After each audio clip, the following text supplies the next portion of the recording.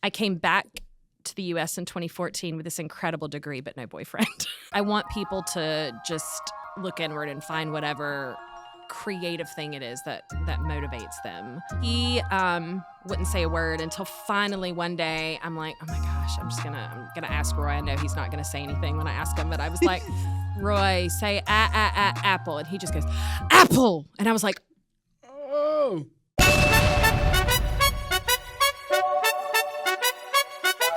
What's up, guys? Lift and Love. Lift and Love here. Where did you pull this question from? Why is that? Lift Love. Crochet. We out. What's up, guys, and welcome to the Lifting Love podcast. You are awesome. And today's episode is brought to you by J. Brown Realtors. Home. We know the way. Got an incredible guest today. But before we get there, make sure you subscribe. Because a lot of y'all, about 90% of you watching are not subscribed. So hit that subscribe button and subscribe wherever you get your podcast. So without further ado, it is the executive director of the ACC. I'm going to say that from now on. It's the executive director of Arts Culture Catawba. It's Miss Ingrid Keller. How are you? I'm doing fabulous. Thank you for that lovely introduction. Thank you for spending time here on the Lifting Love podcast. So, I just want to get right into your story. So, for the people who might not know who you are you and what do you do? Yeah, Ingrid Keller. I wasn't born here, but I consider Catawba County home. And I am the executive director for Arts Culture Catawba, which is the local arts agency for Catawba County, which means we are the kind of air traffic control partner, connector, an umbrella organization for the arts and culture organizations, as well as individual artists and creatives. So I'm genuinely curious how much misconception there is about what you do, because I feel like a ton. We were just talking. You said that you guys aren't a part of the SALT block. You're more of like an independent agency that kind of brings a lot of stuff together, which is incredible. So what are some misconceptions about what Arts Culture Catawba is? So let me actually start with the SALT block and Arts Culture Catawba, and because those two agencies do get mixed up a lot. So the SALT block the SALT block Foundation is the resident or kind of the benevolent landlord for all the resident organizations that are on the block. So they take care of the AC, the as in the air conditioning, AC. not the arts culture. Exactly. They and all the kind of, buildings and grounds, all that kind of stuff that a lot of people would consider mundane, the facilities stuff, so that those organizations that are resident there, including Arts Culture Catawba, we are a resident organization of the SALT block. It makes it possible so that we can just do our work and not have to worry about when the air conditioning breaks or, if there's the power goes out or the internet, goes out. We have a wonderful foundation that we can reach out to of staff and people, and we do share offices with those folks, and we share a lot of resources. So I can understand why people get us mixed up sometimes. But what Arts Culture Catawba does is we are actually a county-wide organization. So we are, like I said, kind of, some people would call us the chamber or the United Way for arts and culture organizations and individuals, because we provide resources, we provide networking opportunities for artists, we also provide grants. We fund, nurture, and promote basically any individuals and organizations that want to provide creative experiences for residents and for visitors. So, is this something that you ever thought that you would be doing? Because I can sense you have some joy in it, because you're the way you're talking about it. Even when we met, when we got introduced, it was you were telling me about it, and the excitement in your voice. It was you're just so bought in on it. So let's start. How did this happen? What's that look like? Yeah, I'm definitely a product of the arts, I would say. I grew up, my family moved here when I was 6 years old. So I pretty much was, raised in this community. Yeah. And I would consider myself a product of all the arts and culture that is here. I took piano lessons from age 7. I did community theater at both Hickory Community Theater and the Green Room. So very familiar with both those organizations. Wow. My dad was a member of the symphony. My sister also, in my family, it wasn't, are you going to play an instrument? It was, what instrument are you going to play? You have to pick one. It's a It's a birthright. You have to do it. Yes, 100%. It was also that way with college. Not are you going to college? Where are you going to further your studies so that So there was just always a sense of arts in my family, in our home. And so I think just that was obviously a huge influence in where my passions grew. Yeah. I definitely was very interested in stories as well. And broadcast journalism was actually my major in school. I went to Elon. I can literally see you as like a news reporter. Reporting live is Ingrid Keller. Yeah, I 100% did that from when I was a child. I had like a little, I don't know, like a fake microphone that I would walk around with and shoot videos on our parents, like V8. So I did enjoy that. I enjoyed the interviews. I enjoyed people's stories as well. But eventually I finished school. I finished at Elon, and I don't know. I found the news world to be very cynical. And hold on. You wouldn't say. So I didn't enjoy that environment working there, and I had always had kind of a random interest in teaching abroad, and I found a connection with someone who had taught English in Korea. And so I actually moved to Korea when I was 3 and taught English there for 2.5 years, had like the best experience of my life, fell in love with Korean culture, the food, the dance, the music. Like, I mean, K-pop has like taken over the world, right? Literally. Quite literally. I lived in Gangnam, as in the style, if you remember that. Now, this was before the song came out, so I was there before Psy came out with Gangnam Style. I was there before it was famous, okay? Exactly. Okay. Also, just to be completely clear. Yes. Never knew that Gangnam was a... It's a place. Yes. Did not know that. I was just wow. I just learned that right now. I'm so glad that I could teach you that. Yeah, Gangnam is sort of like saying Manhattan. Okay, it's like the business district of Seoul, and when they're sort of making fun of people that have Gangnam Style, because basically it means that you are trying to look expensive, but you really just bought your clothes in like the express bus terminal, basically, like in an underground market. So you're telling me that this whole time we're dancing along to a diss track? He's dissing these people before Drake and Kendrick Lamar. Yeah, unbelievable. Dissing. Hey, a whole community. Side did it first. I'm just saying. But he didn't perform at the Super Bowl. I'm just saying. This is true. So I loved my time in Korea. That's and incredible. had a blast. Learned a lot. And so you were there for, you said 2.5 years? 2.5 years. Yep. Besides the culture, I think culture is just an incredible. I mean, it's so vast. Mm-hmm. Same thing with art. Like we could all look. We'll shamelessly plug the art beat here. This is their magazine.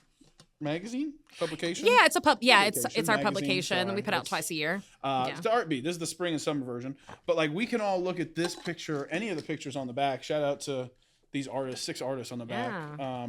We could look at any of these and both pull a different emotion, a different feeling, visually see something a little different than the other. And I think, art and music and culture, all these intangible things that for everybody and anybody could be vastly different. Yes. And it's the coolest thing because like we don't even have to speak the same language. We don't have to have the same background. We don't have to have the same like anything about us. And we can all admire a piece of art. We can all admire a piece of music. We can all admire a culture like, like Korea. Like it's a beautiful thing. So like, what was your favorite thing about being submerged in a culture like that? Because I mean, you jumped straight from the U.S. culture straight into Korea. Yeah, I had done a little bit of traveling. My father so I'm a first generation American. My father was born in Germany. So between my sophomore and junior year of college, I did do a little bit of traveling in Europe with him. But Europe is, there are definitely differences from Europe to the U.S., but culturally there are a lot more similarities. And, I look like a lot of the people. In Korea, I don't look like a single person who's there. Minus the accent, you could probably get away with it in the UK. Oh, yeah. I mean, in Europe, people come up to you and would try to speak, in their language to me because I look like them. So, yeah, I mean, I actually really enjoyed that, though. I really enjoyed, so many aspects. I mean, I love the food. I loved just getting to know the people. One thing that really stood out to me about Korean culture, and I think it's fairly similar in most Asian cultures, is that they have a totally different value system. In Korean culture in particular, they look at the community before the self. In the Western world, we're very much all about individualist, like excelling and the individual excelling and climbing up to the top of the corporate ladder. And in Korea, they certainly want the individual to excel, but you're not doing it for yourself. You're doing it for your community and for your family. It can have a negative side. You have a lot higher of a suicide rate for young people in Korea because sometimes that pressure gets too much of the community building in. But at the same time, it also creates this system of trust and just communication and connection that I just really... I could never fully be immersed in because I was a foreigner, but I appreciated the foundation of what was there. Like their viewpoint on it and just the idea that could be done in such a way. Yeah, because I grew up in a very Western culture. America is like the ultimate individual excelling, and trying to climb up that corporate ladder, like I said. And so to be in a community, in a country where that is the complete opposite. I mean, I am not joking. I lost my purse and recovered it twice while I lived there. People didn't and all the money was still in it. My camera was still in the purse. It was just a culture that, I guess some of that probably comes out of the karma, not wanting something to bounce back on you in another life or in another thought or another, time. Some of it might be that, but I think, I don't know. It's something that was definitely ingrained, and I was so just appreciative of it when I lost my purse. But not just those times. I mean, just in general. I mean, it's just unbelievable to fully... I've never experienced it. I would love to. That sounds like it'd be an awesome experience. To just be like, I'm gonna go live here and then just live there. Actually, I mean, I guess I did it with North Carolina, where the South here, I was just kind of immersed.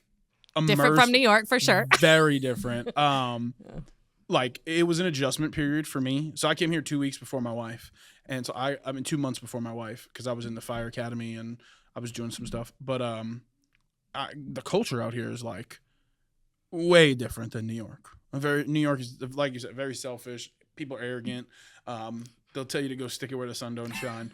But out here, it's how are you? How are you? They don't expect a, hey, how are you? Hey, it's hey, how are you? Are you good? They'll. I mean, I've met people you could just have a 20, 30-minute long conversation with. So it was an adjustment period. Mm-hmm. Then my wife came down here. I'm a very social person, so I can adjust.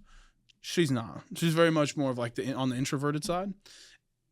And she was like, are these people real out here? Yeah. Are they always this nice? And I'm like, yeah, it's the South. That's Southern hospitality. People are just nice out here. Yeah. Let me ask you this on the flip side, what was your least favorite thing about living out there? Sometimes because of that, again, I think because of that same thought process, you couldn't always get totally honest answers on certain things. I think in particular in the business world, they would just tell you yes, yes, yes, yes, and until then, finally by the end when you got ready to kind of sign a contract or something, it's oh no. So you're wait, why did we get all the way to this point? And then it kind of, but anyway, so that I think that was sometimes. I mean, it was kind of both a good thing and a bad thing. You can always find that in any kind of culture or any kind of, society. And you were teaching out there? I did. I taught English. Wow. I had my youngest student was 16 months. My oldest was 64. I taught this woman. She was a grandmother, and she was going to be visiting her grandchildren in the U.S., and she wanted to be able to converse better with them because they had lost a lot of their Korean. I think they still knew some, but not enough to Yeah. So she wanted to be able to talk with them. Yeah, it's really cool. Incredible. So being a teacher, that's. And it's not like you obviously you have a course curriculum, but you need to just teach them how to speak the language. That was the purpose. They specifically wanted native speakers because they wanted them to not hear kind of the incorrect Korean versions of pronunciations. So in Korean, you don't have like the P and the B are the same sound to them. They don't hear the difference. So that took a lot of work kind of teaching them how to like separate the difference between a P and a B and a V. They just, to them, it's all the same sound. It's the same symbol. And same with the L and the R. That's one that gets joked about a lot in Japanese, you know, when people make fun of Japanese people for getting their L and R. But for them, it's the same sound. The L, R, like it's kind of the same. It's called a leer is the symbol. Actually, Korean language is really easy to learn to read. I could teach you to read in like 30 minutes. All right. And on today's episode of Listen to the Podcast, she's going to teach me how to read. I think it's so cool because like you got put into a situation that for a lot of people probably wouldn't be the most comfortable, right? Like not like on the culture side, but on like you're teaching something so foreign to people who might have only spoken one language their whole life. Yeah. So like, what challenges came with that, and how did it make you grow as a person? So I'll tell you my favorite story from teaching. I had in that young class, I had a student in there for a year and a half. He never spoke a word while I was in there, never. And I was kind of coming to the end of my contract. His English name was Roy, which it was really cute how they would have English names and Korean names. Some of them kept their Korean names as their English names, but just used English letters to spell them out. But Roy would just not. He would just stare at me like, you know, just would not. What is she saying? Yeah, like, and why does she look so weird? I mean, there was a student that actually would cry when I would come into the room because she had never seen like a woman with blonde hair and very, very white skin like that. Like she just hadn't seen that before. So I looked like an alien to her, and she would cry every day I would come in the room. But eventually she loved me, but it just took a while for her to learn and understand like, oh, this is like not a scary thing. This isn't a monster. This is like a nice person. Well, it's crazy to think about like some, like you were saying, like, I think one of the best things about living in the United States is the diversity. Yes. So like, I mean, you see people from all walks of life. So no one really is like a foreign person to you. So like going outside of the country, if whatever country you end up going in, it's like, oh, like I've seen a person like this before. But for them, it's like, you don't look like me. What's going on? Yes. So I mean, in one sense, it's like culture shock for you because you're seeing everything, like you said, karma, community, all this stuff. But it's like culture shock for them because they haven't seen someone that doesn't look like them. 100%, especially to like a young child who like has grown up watching certain cartoons and just been with their families and like, you know, people that look like them, like you said. But Roy, going back to Roy, he wouldn't say a word until finally one day I'm like, oh my gosh, I'm gonna ask Roy. I know he's not gonna say anything when I ask him, but I was like, Roy, what's this letter? I asked him to say, I was like, we were going back. We had started the alphabet over, and we were on A again. And like I said, he had never said a word through the entire alphabet. Every single day, new letter. And finally, I was just like, Roy, say apple. And he just goes, apple. And I was like, oh. And literally all of us were in shock in the room. We couldn't believe, like, all the teachers. So I was there. I would always teach with two other co-Korean teachers because it was a young class. And we all just started, like, just rejoicing. So what? So they also had, like, people there who had the native tongue. Yes. To be able to, like, kind of be the mediator, but you were, like, the English-speaking teacher. Correct. Gotcha. Yeah. How good did that feel? Like, I mean, my God. I mean, I will never forget that moment. Like, such joy on his face. And then from then on, I mean, he was the one that would speak first, raise his hand first, want to say that letter first, want to say that word first. When he it reminded me of the moment with like Annie Sullivan and Helen Keller when she finally could say water or something. It's just like this moment of breakthrough. And I really liked that. Now I am not, that's my only experience teaching was in Korea. But I will treasure that moment forever. So now bringing it, how did you end up coming back to this? So your contract ends. Yeah. was there any thought of maybe staying over there? Like, where were you at mentally when the contract did come to an end? And then how did you end up back in the States? Well, I signed 2 additional contracts. So contracts would always be for a year at a time, and they would always want to renew. I signed a contract for an additional year, so I was there for the 2 years, and then I said I will sign a contract for 6 months. But I think at some point I hadn't seen my parents in a year at that point. Wow. I was like, I think I'm ready to, maybe head home again at some point. So I signed a contract for another 6 months. And booked a trip to travel through China and Thailand. I did a lot of traveling of Asia while I was there because, flights are a lot shorter when you're over there. So instead of going back and forth, yeah, might as well get it done. Yeah. So I also, while I was there in that last 6 months, fell in love. And I know you didn't think this was going to go this way, did you? Wow. So hold on. Go ahead, continue. Yeah. Keep going. It's not going to end the way you think it's going to end. So basically, but I did fall in love and with a guy. He was Irish, but lived in England for most of his life. And I knew, though, we were talking about culture and music and how much I fell in love with that about the Korean culture. I regained that passion because I'd been in journalism school, and I just regained that passion for arts and culture and music and drama and all those things that I grew up just naturally loving and having in my house and not realizing how important those things were to me.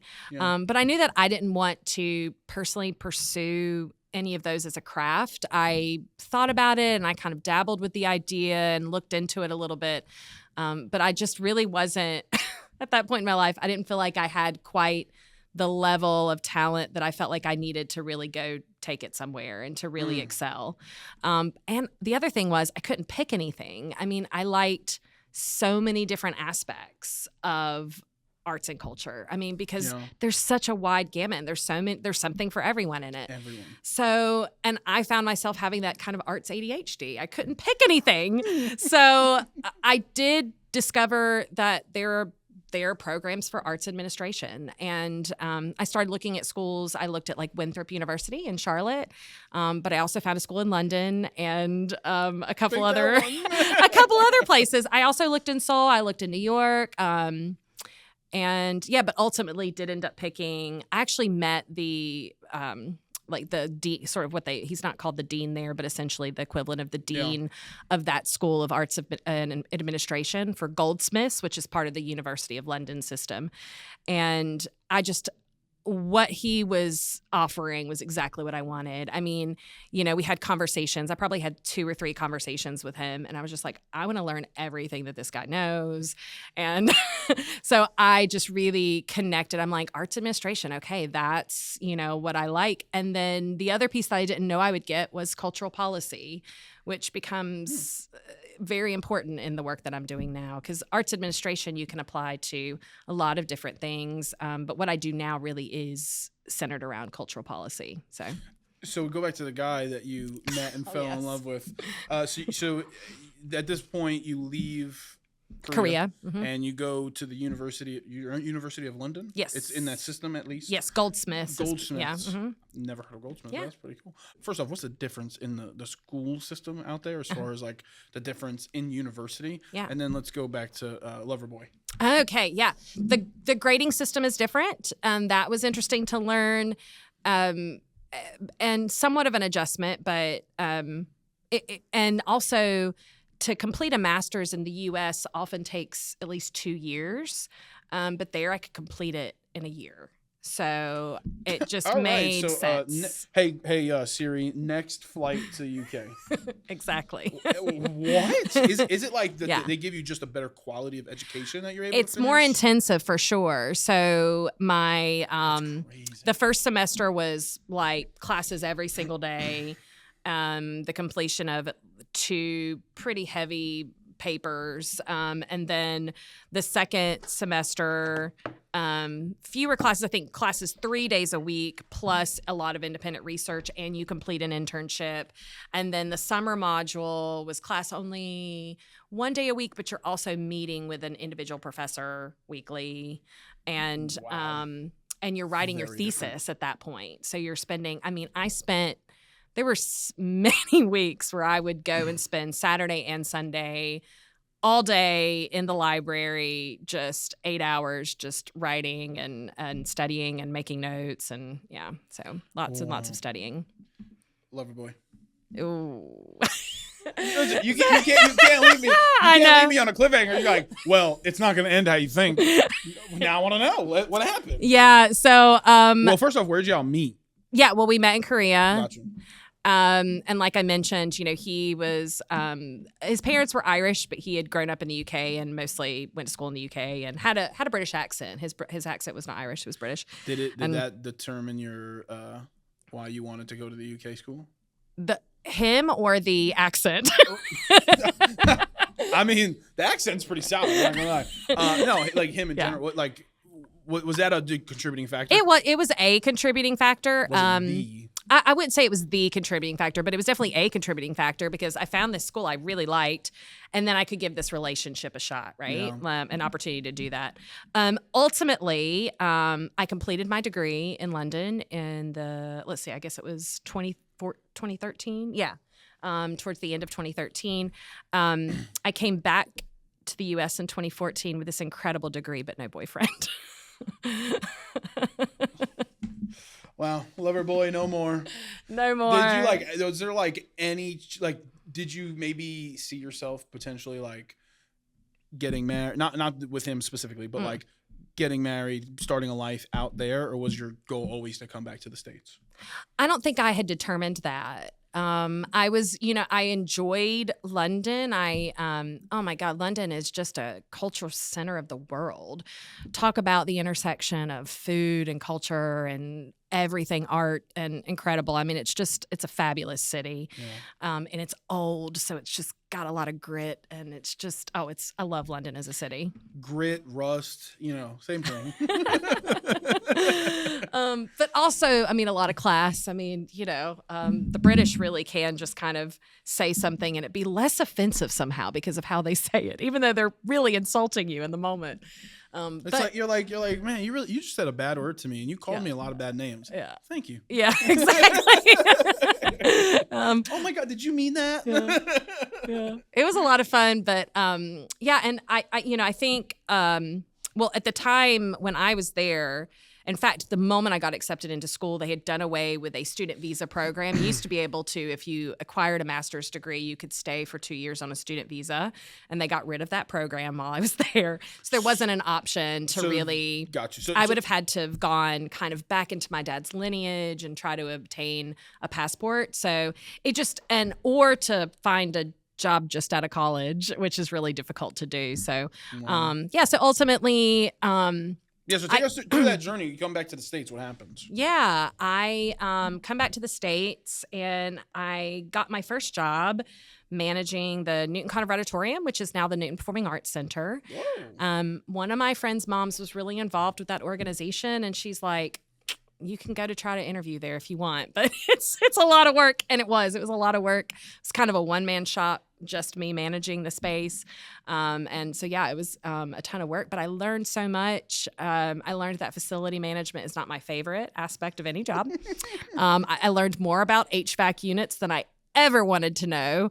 But I also learned just about the community, and I built a ton of connections and just kind of how the cultural policy in my community works, how to run an arts organization. I made a lot of mistakes, but I was very lucky that I was given opportunity to fail. I think more of us need opportunities to fail at things.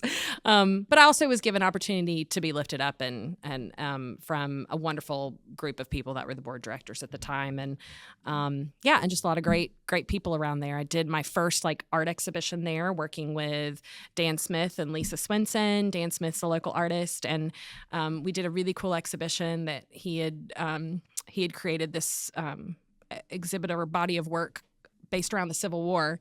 So there was a lot of history, and I learned a lot through that experience, and ultimately was recruited to go work at the Western Piedmont Symphony.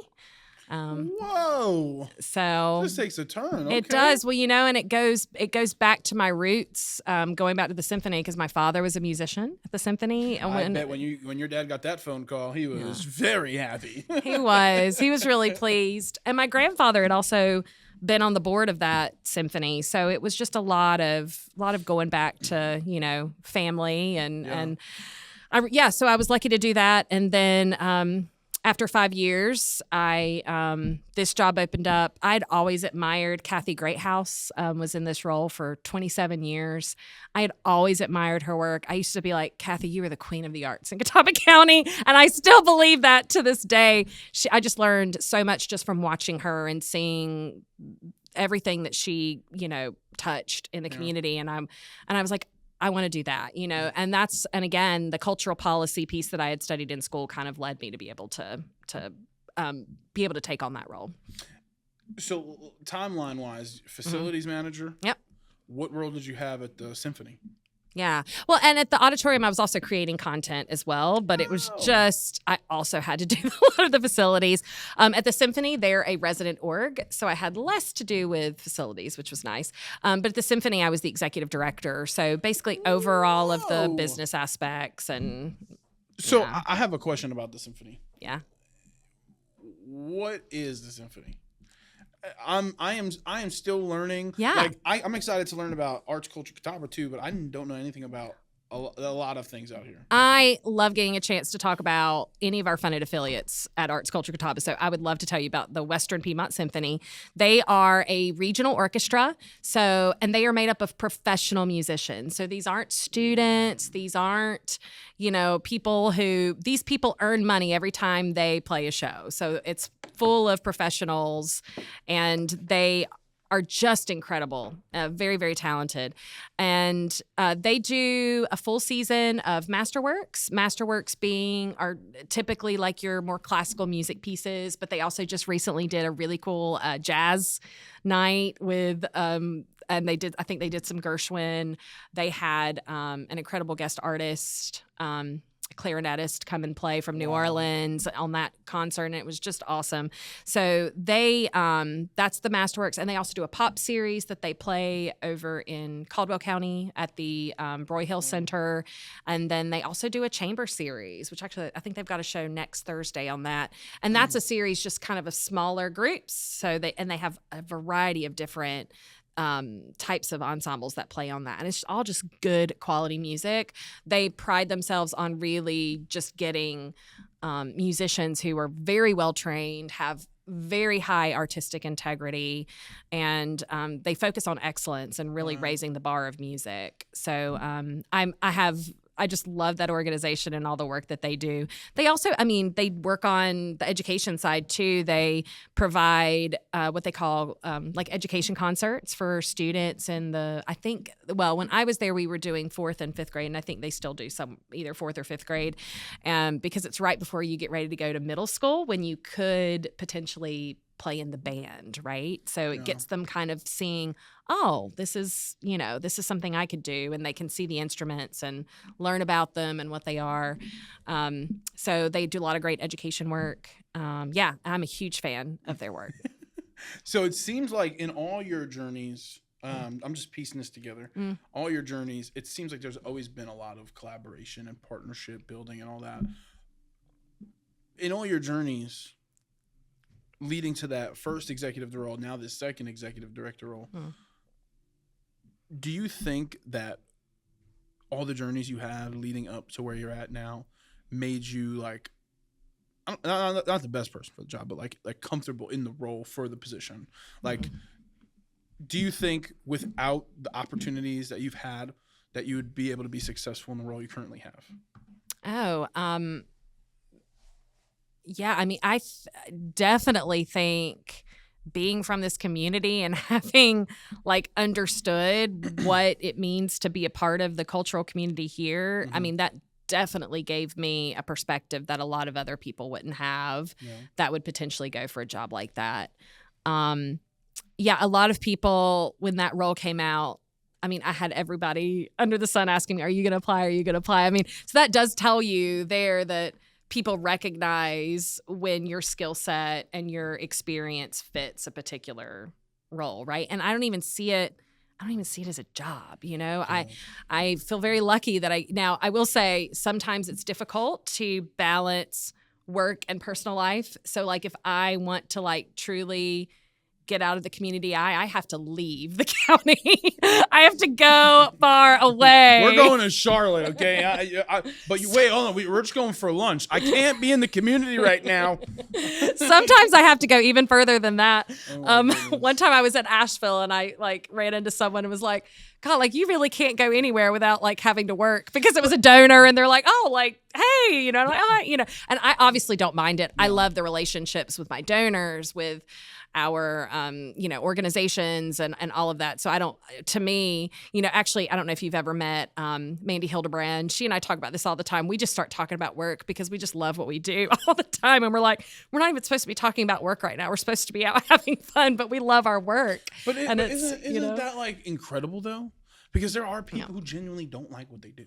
And it's sad. You could just feel the passion. Even talking about the symphony, it's like, yes, that was a former position, but like that's part of your story. And like the passion you have for this and helping others be able to be as successful as possible. Like that's got to be such a good feeling when you like show up to work and you're like, man, I don't want to do this. I get to do this. Like this life is all about perspective. I think that's like a huge part of anything, right? You know, but that's just got to be like, how does that feel? Like knowing that you go to work and do something that you love. Yeah, it's great. Like I said, it doesn't feel like work most days. I go to work and, you know, there's certain things like I have to do that everybody has to do, right? You have to check emails, and there's certain tasks that I don't love, right? But, you know, ultimately when you can feel the connection or you can see the impact of your work, it just makes a huge difference. So I don't know if you've ever heard of the Gallup Strengths Finder quiz. One of my best friends, Grace, she also is from this community, and she's a harpist, professional harpist. So I really admire her. She's been a great friend and kind of a little bit of a leadership coach for me along the way. Awesome. She was a pageant queen and very good at interviews. She taught me how to interview. So loving what you do is great. The actual work that gets involved in it, like what's something that people don't know about the ACC? There's just something about places that have an abbreviation that I just love. I think it's awesome. Yeah. But, what is like a misconception about the ACC? Like how much work gets done behind the scenes? Because obviously you're a big organization. You're not even obviously, like you say, you don't have like a brick and mortar like facility, but like you're part of a bigger organization as far as like the salt block. But you're more so you're there to help. You're a resource for the community, and that's a lot of pressure because you have people from all angles coming at you. It's not just like one specific thing. You fix and help multiple problems, and you have a lot of solutions for fill in the blank. A lot of people. So what are some misconceptions about you guys? And a lot. Like I mentioned earlier about the difference between the Salt Block and Arts Culture Catawba, you know, we get confused with them a lot. We also get confused with the Art Museum a lot. You know, people hear Arts Council and they just automatically think that we're part of the Art Museum. The Art Museum is part of us. And I can understand that, you know, because we do promote visual art. But we're not the Art Museum either. But we are the connector and the kind of, I guess, the organization that tries to make sure that nobody in our community is working solo or in a silo. We are trying to make sure that if there is an opportunity to share resources, that we are seeking those opportunities and making it possible. We are the organization that tries to, like I mentioned, we fund, nurture, and promote. So we're promoting the organizations all the time and the events and the programs that they're providing for the community. We also do receive grant funding, and so we, receive funds and we we're sort of like a provider for that. So we fund the art museum, we fund the science center, we fund the theater. Awesome. Yeah. And it's really, that is probably one of the most enjoyable parts of the job is getting to, and with artists too. We also fund individual artist projects. The Jingle Ball Bash is our big fundraiser that we put on every year. And it's BASH stands for Benefiting Arts, Science, and History. So what we do with any of the funds that we raise through the silent auction is we put that into our innovative artist grants. And so a lot of the items in our silent auction are art pieces. So we get a lot of donated art and then we auction that off. And then from all the proceeds, we then take that money and provide artist grants right back out into the community, which is a really cool thing. I do just want to say this because I told her at one point I'd selfishly plug it. By the time, so we're currently recording this in March. Yeah. It's probably not gonna come out before the cultural planning celebration. But everything below here, you got the annual meeting. Tuesday, August 26th. That's for the Arts Culture Catawba. You got the art wall exhibition. Yeah, we put Maria register. Yep. Reception and makers and mixer. That's July 17th from 5:30 to 7:30. And then what she was just talking about, the Jingle Bell Bash. It's going to be Monday, December 8th at the Hickory Metro Convention Center.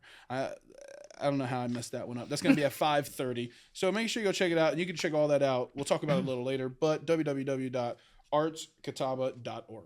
Not to be confused with artsculturecatawba.org. We have to make it a little shorter. Or the ACCPR. Okay. I know. I don't think we can get acc.org. I'm sure that's taken. So, there's so much like culture and art and like as somebody who loves I love so many different cultures. My great grandmother came over from Italy. My grandmother is very big with all different types of like my grandma. Basically, shout out Grandma Fran. She probably could be a chef in almost any culture.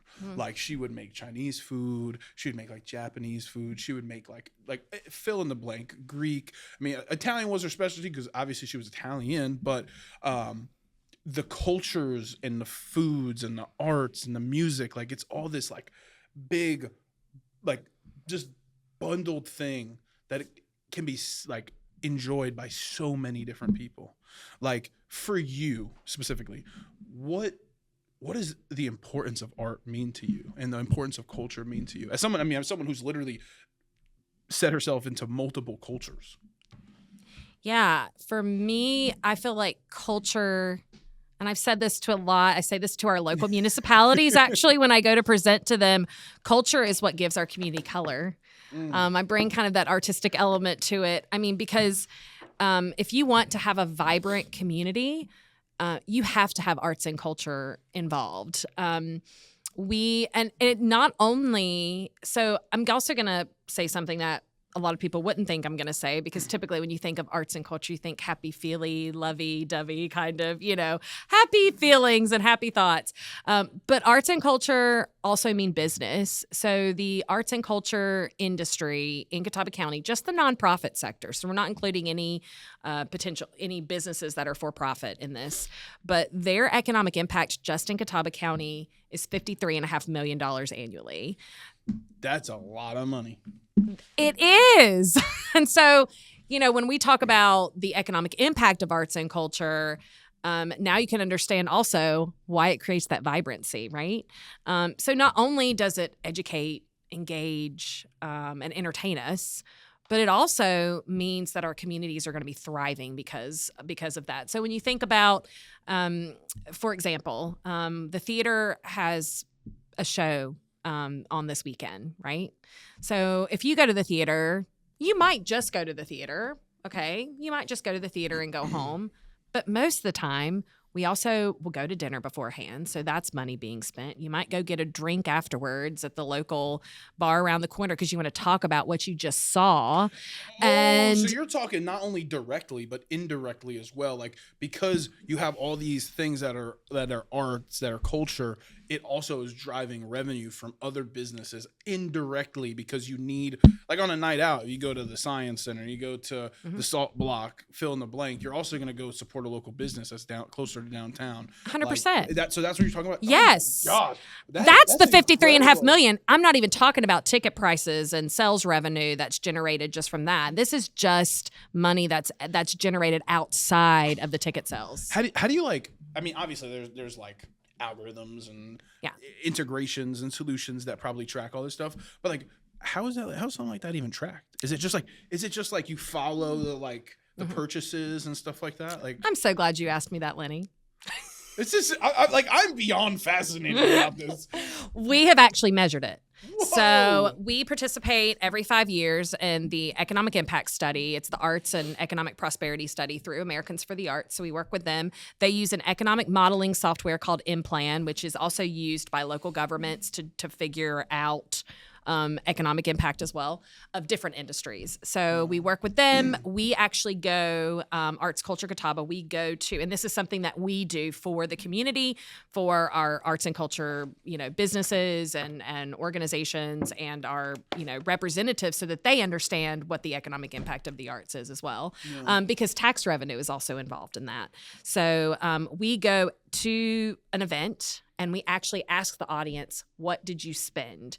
Did you go shopping before the event? Did you have to pay for childcare? Did you have to get a hotel room? Did you spend gas money to get here or pay for any kind of transportation? Did you go out to eat? Did you purchase food or drink while you're at the event? Anything like that. And we have them write down what they think, either an estimated amount, because like sometimes we're catching people at the beginning of event, right? So we're telling them, so some of them are sometimes estimating like, yeah, I mean, we're going to go to eat and we're probably, I know we're going to go eat at this restaurant. We usually spend about this much money. So some of it is estimated, but some of it's, some people have given me down to the cent. Like they pull out the receipts. I'm like, I don't need the cent, but I mean, it gets pretty close like to what, when you're doing that. So we collect 800 of these surveys in a year. Jeez. And we send all that information in, put it into that economic modeling software. We also ask our nonprofit arts and culture organizations to provide their finances. So they give us what they're spending, like how many people are employed and the salary totals and what they've spent, what their expenses are, what their income is, just some general numbers like that. And then we take, again, all those numbers, put it together, and that's how we're able to actually calculate that 53.5 million. So it's very accurate, actually. Jeez. So I assume that's how, cities bid for, the Super Bowl and, big events. I'm a big WWE guy, so, WrestleMania and stuff like that. So I just assume that's how, Have you seen Iron Claw, by the way? Oh, I can't. We just watched it the other night. I want to watch it so bad. Yeah. I haven't been able to get to it yet. Yeah. But, so I assume that that's similar to, the softwares they're used to, to figure out what cities actually want to bid on something like that. Oh, I mean, yeah. I mean, it's just tremendous amounts of money that come in. I mean, not those, well, obviously those big events, but even for a smaller community, that's incredible. And that's just Catawba County, or is just Catawba County? I don't have there is a state number that's available. I feel like it was 12 billion. Is what I'm thinking. Yeah. So I would have to go back and check it, but yeah. It's unbelievable. And I think the biggest reason that is because arts is just, and culture and music, fill in the blank, everything that has to do with arts and culture just relates so heavy to people. Because again, you don't have to speak the same language. You don't have to agree or disagree politically on anything. You don't have to have the same background. We can all objectively look at this piece of art and be like, that's awesome. And we can appreciate the artwork that's in front of us. Yeah. Regardless if we can agree or disagree on anything, right? I think there's a reason that one of our branding colors is purple. So because we're not blue and we're not red and we fall in the middle, so we make purple. That's so cool. Yeah. Man, if you haven't, go get yourself one of these. The art beat. Yeah, we like to put them out at coffee shops, and we sometimes stick them at doctors' offices and places like that. And we definitely have lots of copies in our office that people could always stop by and pick up if they wanna get one. And if you're one of our donors, we mail you a copy. So wow, how would Let's see. I'm just going to go through this real quick and just rapid fire some questions. Oh gosh. I mean, it's not really I know. I was like, I don't know if I've memorized it. So on page 1, subsection 3. I don't know. Promotes, nurtures, and funds excellence in individuals and organizations who provide creative experiences that enrich the lives of residents and visitors. So it's not even just like it's... Okay, so let's say, how would an organization find out if they're eligible to work with you, to partner with you? Like, how does something like that work? Because obviously, that's a very broad statement. I mean, obviously, it's just it's a mission statement, but like promotes, nurtures, and funds excellence in individuals and organizations who provide creative experiences that enrich the lives of visitors and residents and visitors. So, like, how would someone reach out, like either an artist or a business or an organization, reach out to see if they're eligible to work with you guys? Yeah, we have on our website, we have a calendar. We also, and we'll put pretty much any event on that calendar. Let me say that. And we're actually working right now to try to elevate that calendar and find a software program that's going to be a really robust central information system for the community for arts and entertainment. So that's one way. So if you like to do events and put events on, we'll throw it on there. If you are a local artist, we have a lot of resources that we can offer. We post artist calls. We have what we call our makers mixers every quarter when we do our art wall. So we also feature visual artists on our art wall. Basically, we have an art reception and we put their art up in our offices and give an opportunity for both up and coming artists and established artists to maybe show a collection of work. And there are a lot of different ways. I would say if somebody wants to find out, in fact, I had a call. So I've been presenting recently at local municipalities, at the town councils. And a woman called me today. It was like, I heard you speak at the town of Catawba. I mean, I don't know if you know, but there's like 700 people in Catawba. And I just want to say, shout out. I love the town of Catawba. Yeah. Actually, we had Cameron Bixby on, who is love Cameron. Insurance. Yep. Yeah, I love the town of Catawba. Shout out town of Catawba. Continue. Yes, so it's a small community. It's amazing. Yes. Oh, it's amazing. Yeah. It's like it's the town I would dream of living in. Just like everyone knows everyone. It's like that like classic old time like movie town. Oh yeah. I love it. Oh yeah. Continue. Sorry. Yeah, no, that's awesome. And Cameron's awesome. What she does with and their events committee do down there is just it's wonderful, and she's so good at getting word out. And but yeah, so a woman from there called me today and said, I heard you speak, and we have a group of people and we go to nursing homes. I was like, oh, and I at first, like, I wasn't quite sure, but then basically she and her friends perform at different nursing homes. I said, well, come in because we would love to talk to you a little bit more about your group. She says they've got like 14 people that they go around and do this. And we have conversations all the time with our aging community and senior aging service providers, people with disabilities. And I know that groups like that are needed for those communities. So we try to be that connector, right? So we may not be the one that is going into the nursing home, but we're going to hear and meet and connect people who want to do that kind of work with the people who need that kind of work. So, so that's, I think, probably when you asked me earlier about things that people don't know and understand about what we do, that is definitely something that we, I think people don't quite understand. Like, but we aren't the ones who are physically in there, but we are definitely a part of making sure that people understand and know and can get just better connected. I think it's incredible. I mean, even like this artist spotlight right here. Shout out to Liam Bailey. Oh my God, Liam's awesome too. Oh, he's doing incredible work at the Hickory Music Factory right now, and he became their executive director about a year-ish ago, and just doing awesome stuff. He worked in Nashville, has a lot of just really high level. He graduated from Berklee Music School, if you know. That's a big deal.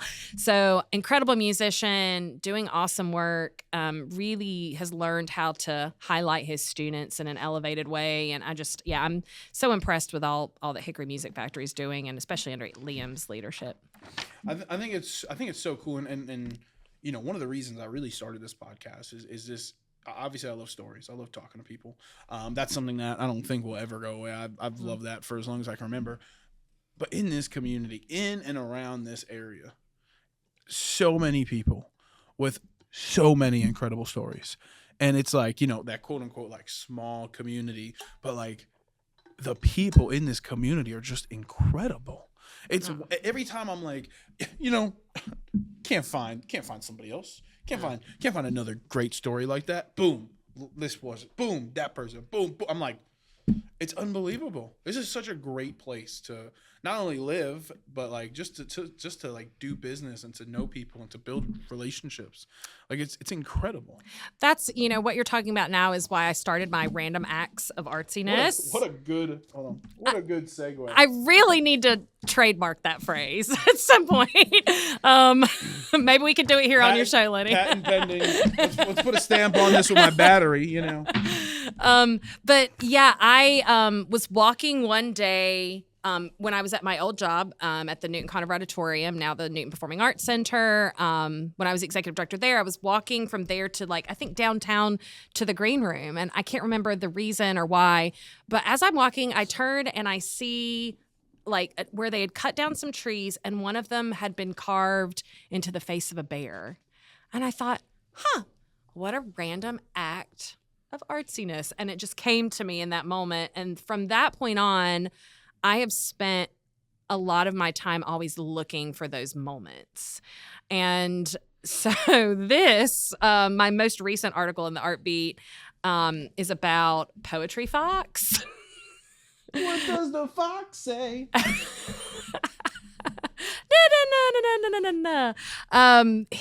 So this guy I saw in, I think I was in Durham a couple years ago. And I ended up seeing him almost 2 or 3 times at 2 different conferences within like a span of a week. It was kind of wild. And I'm like, who is this guy? So I start to look him up. And it's so interesting. Basically, you walk up to him, you give him a word, and he will compose a poem for you on the spot. And what I love about that, so my husband and I did end up getting married, by the way. not to the German lover boy. He wasn't German; he was English. But still has the accent. he had the English. He was Irish, but with an English accent. But anyway, I'm saying your husband now. Oh, my husband now is actually from Taylorsville. Yeah, local boy. Ooh, no accent? That's crazy. Well, he does. Everybody has an accent. 100%, but he doesn't have like you have an accent. Hello. Hello. That's not even the accent. Not even an accent. Okay. You have a good one. Not even an accent. That was great. I'm totally kidding, by the way, husband. Yeah. I apologize. He definitely has an accent. He has a southern accent. But yeah, he and I actually decided to hire Poetry Fox to come, and we eloped in Iceland in 2023. And so when we came back to do our 1-year anniversary, we wanted something that relates to the paper because it's your paper anniversary. So it was perfect to have a poet, right? Give everybody a special paper with their own special personalized poem on it. And it was just enchanting. And what I've been trying to tell people about when I tell people about Poetry Fox or about seeing the bear on the tree is that, and what I found out is that Newton has an arborist who, when he cuts down trees, he just carves in different faces of animals. Yeah.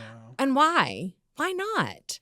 I just want people to turn and look inward and find whatever creative passion. And it may not be dressing as a woodland creature and writing poems on a typewriter. One more time. That's him right there. Oh no, let me get it. Yeah. Oh, let me get it real close. That's him. Yeah. Right. And it may not be being, taking a chainsaw and carving the face of a bear into the side of a tree, but whatever it is, that can bring somebody else joy, and it adds that color to our community that creates culture. And the more we have of these unique experiences, the more unique our community becomes, which I think will make us ultimately stand out in the world. So I believe in the power of creativity and the power of arts and culture to change lives and to connect us, as you've talked about so well and eloquently. And I think that people just need to take that time to look inward and figure out what that passion is, whatever that creative passion is, and embrace it, whatever it is, even if it's a total random act of artsiness. All right, last couple questions here, Okay. and then again, I really do appreciate your time and everything that you're doing, because you're making a difference in the community. Like, you are elevating people, you are bringing value not only to individuals but to this community as a whole. So thank you for what you do. Thank you. Looking back on your life and all the experiences you've had, because you've had quite a few, anything that you'd do differently? Oh gosh, no. Because then I wouldn't be where I am now. I wouldn't be who I am now. You always want to look back at your younger, when you were in your 20s and think, why did I wear that outfit? And why did I say and do that dumb thing? But no. But then again, it made me who I am today, and it helped me build the relationships that are important to me today. And that's why I'm talking to you today, Lenny. So let's see, if you would have went back, you would have changed one thing. We wouldn't be here right now. Exactly. It's something that I always think about in retrospect, because one decision or a handful of decisions you've made over the past 5-10 years really could have changed the entire trajectory of your life. And it's so crazy to think about. If I didn't do that one thing, if I would have maybe signed a year instead of 6 months, if I would have not traveled the world, I wouldn't have gotten the experience that I had. I'm just saying your examples. Yeah. Those decisions change everything. What happens if one of those don't go through? Your whole life is completely different. It's so crazy to think about. So I always ask that question because I'm just genuinely curious, because a lot of people, so before we started this podcast, I did an interview with the senior community, and I had one-on-one sit-downs with them. And the biggest thing that they regretted was how they used their time, because they've realized now that there's not enough time. So the biggest, it was never about how much money they made. It was never about having kids or any of these other things. It was I wish I would have managed my time better. Whether that was to be with family more, or if it was to make more money, or whatever it was. The problem was never money or family or anything. It was always time, because time is so infinite. But they all always had this realization that they made these decisions that led to their life to where it is. And when I asked a majority of them if they had any regrets other than the management of time, it was no. They loved what they did, most of them, and they absolutely loved the families that they created and the communities that they lived in. And it was so cool to time is this infinite thing, this crazy huge thing. It seems and we are here for a very long time, but people kind of look at it in the micro instead of the macro. So I always ask that question, because I just feel it's just a couple decisions that lead you to, for me, the biggest thing in my life was pressing the record button. Right? Started pressing the record button when I was doing content just by myself, uploading it, posting, creating, uploading. No matter how stupid I looked, no matter how stupid I sound, no matter how many mistakes I made, it was just about uploading content. Yeah. And it's just so cool to ask people, how they truly feel about that. Yeah. So going through all your experiences, if there is one, and this is how we usually end, but I want to talk after this about everything else about the ACC and how people can help out. Through all your experiences, if there's one thing that you can give to people out there, maybe to inspire them, to uplift them, motivate them, what's the best piece of advice that you can give to someone watching this right now? I feel like I've kind of said it a little bit about, I think I want people to just look inward and find whatever creative thing it is that motivates them. And the Strengths Finder exam that's what I was talking about before. She found it. Oh my God, I remember. And then I started talking about perfect guys, but I can't remember what the question was. It was I asked how grateful you were for the opportunity that you were doing. I think I'm going to go back and I'm just going to play over a black and white clip of what I actually said. And then we're both just going to be wait, what was I talking about? How does that feel? Knowing that you go to work and do something that you love? I think it is really just to turn inward and find your own creative passions, because for what we do, we really want to promote, to nurture, and to fund that. So if anybody wants to really get involved in what we're doing, they've got to figure out what that is, right? And we just want our community to be known as a really vibrant place where arts and culture are foundational to our quality of life and to our standard of living. So anything that people can do to try to, zero in on that personally, I think they're going to be happier. They're going to find more fulfillment in life. Anytime that you kind of release those almost, I guess, I don't mean like chains, but like, kids are way more creative than we are as adults because they're not afraid to fail. They're not afraid to make mistakes, and they're not afraid to just kind of try things, right? They'll give it a go. But then the older we get, we kind of lose that. So I think, I want people just to be open to those new experiences. I think it's one of the biggest things I've learned in my life from traveling and living in other cultures and expanding my worldview. I just want people to open up their worldviews and to see it from somebody else's eyes and latch on to whatever that creative thing is that's gonna, bring them fulfillment. How can somebody get involved if there's an event? Like obviously they got. Yeah. You guys have events coming on. We have events. I'll get to that so how do people get involved and be a part of it? And how can people, even if they, maybe they don't want to, like, maybe you can't help them, but they want to help and donate and all that. How can people find out more information and help out? Definitely our website, artscatawba.org, ARTS Catawba. I'm not going to spell that for you because if you're from here, you should know how to spell Catawba. Catawba.org. Just go to our website. We pretty much keep that up to date. You can post events on our calendar. You can also connect with us through social media. We're on, in particular, Instagram and Facebook, and engage with us there.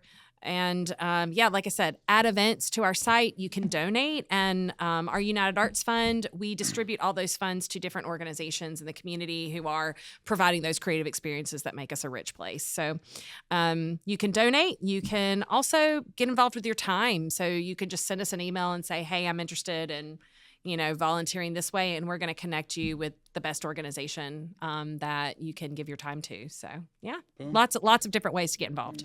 Well, thank you so much for your time. I really do appreciate it. Guys, if you haven't, by the time this episode comes out, we're going to just block out those two. But you got again, annual meeting August 29th. As mine goes out. That's crazy. Oh, my God. The hour and 10 mark is where all my cameras usually cut out. Okay. Well, except that one, because that one actually has like a big battery. But annual meeting August 26th.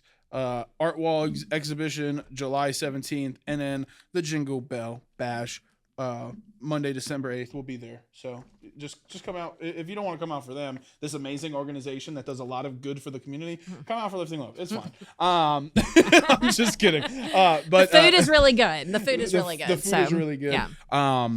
Thank you. Like I said, man, thank you so much for your time. Thank this was you. Awesome. Thank you for sitting down and going here, there, and everywhere. With me. I was like, I had no expectations, but I just said yes, and then here I was, and literally met you at a Friday morning brew, and I was like, I got a podcast, by the way. And then the best part about it was you come in here and you go, oh, this is a video podcast. I thought we were just doing audio. Well, when I hear podcast, I just think about audio, but I need to get in that.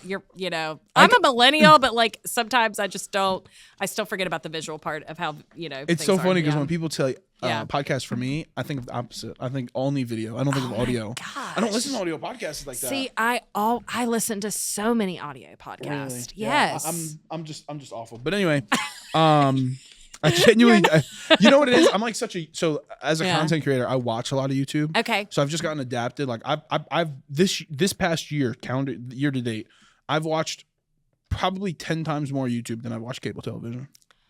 Wow. Just to put it in perspective. Yeah. One of my friends told me I was a boomer when I tried to mention like watching YouTube, and I was like, no, my nieces watch YouTube, and they're really young. Yeah, there's just so much good content. But like admittedly, my parents also watch a lot of YouTube, so it's kind of interesting. Yeah, the news is on there, the weather's on there, sports are on there. Yeah, the biggest creators like Mr. Beast and stuff like that are on there. So it just makes sense. But anyway, at least for me, I get it. So again, Arts Culture Catawba, if you haven't, go check them out. This is the Art Beat, available Well, can they call you in order to get one? They can, yeah. Call us, email us, Get your own copy. requests, email us through the website, whatever. I'm going to have her autograph this after, so it'll be worth something. Maybe we put it up for auction. I'll use my purple pen, too. Purple pen, love it. Okay, thank you so much for your time. I know you need to get out of here, so do I. But this was another episode of the Lifting Love podcast. Shout out one more time to Arts Culture Catawba. Shout out one more time to Jay Brown. Jay Brown Realtors, home. We know the way. He's back there somewhere in the green. You probably can't see him through the thing. Oh, you can. Look at that. Look at that. You can see him. But until next time, there's only one thing to do. Subscribe if you haven't, because I know 90% of y'all watching this are not subscribed, which is crazy. Which is crazy with the following we have. Anyway, I'm gonna subscribe. She hasn't even subscribed yet because she didn't know this was a video podcast that we publish primarily on YouTube. Didn't know. Until next time, there's only one thing to do, and that's lift, love, crochet. We out.